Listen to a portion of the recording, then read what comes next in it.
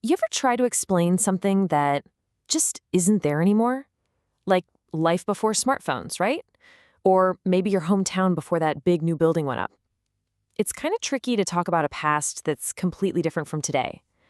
But what if I told you there's a simple two-word phrase that makes it super easy? Well, there is, and we're going to master it. I mean, really think about it for a second. That street you used to play on, your very first job, maybe a bad habit you're proud you finally kicked, that's all part of your story, right? But the key is, how do you talk about it in a way that makes it crystal clear that chapter is over? You need the right tool for the job, something to draw that perfect line between then and now. And here it is. That key phrase is used to. It's so simple but so powerful. The moment you say the world used to be different, you're doing something amazing. You're basically creating a little time machine with your words, showing what was while standing firmly in what is. All right, so used to is our star player today. Let's really dig in and see how it works, piece by piece. My goal is for you to walk away from this feeling totally confident using it. Okay, so what's the big idea here? It's actually pretty simple. You pull out used to whenever you're talking about a situation or habit from the past that is 100% over, done, finished. It's the perfect clear-cut way of saying, hey, this is how things were, but that's not how they are anymore. And you know what's really cool about used to? It's super flexible. It works for what we call past states. You know, things that were true for a long time, like we used to live in New York. But it also works perfectly for past habits, stuff you did over and over again, like I used to go swimming every Thursday. So it covers both situations and actions. Really useful.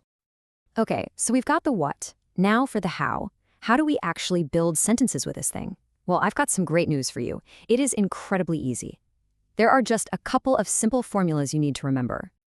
First, let's look at the positive or affirmative sentence. It could not be simpler. You just take your subject, add used to, and then pop in the main verb. Like, he used to walk to school. See? Subject, used to, verb. Done. So simple and clean. All right, now for the negative. This is where a lot of people trip up, but it's such an easy fix once you see it. The structure is subject, then didn't, and this is the crucial part, you drop the D and just say used to. So you get, she didn't use to sleep early. Not used, use. Honestly, this is the #1 thing to burn into your brain. It's a little rhyme. When did shows up, the D drops off. Just say that to yourself a few times. If you can remember that one little trick, you will nail your negatives and questions every single time. It's a game changer. And guess what? That exact same rule works perfectly for questions too. You start with did, then you put your subject, and then, yep, you got it, it's used to with no D. Did you used to have a garden? See? Did is there, so the D is gone. That's it.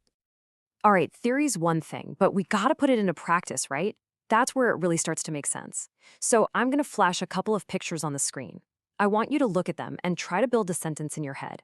You ready for this? Let's do it. Okay, check out this picture. The sentence we need to complete is, he not like broccoli. So how do we say that he didn't like it in the past, but, well, maybe he does now? Remember, this is a negative, so think back to that little rhyme we just learned. You think you got it? Okay, lock in that answer in your head. No changing it. And the answer is, he didn't used to like broccoli. Did you get it? See how didn't showed up? So the D from used just poof, vanished.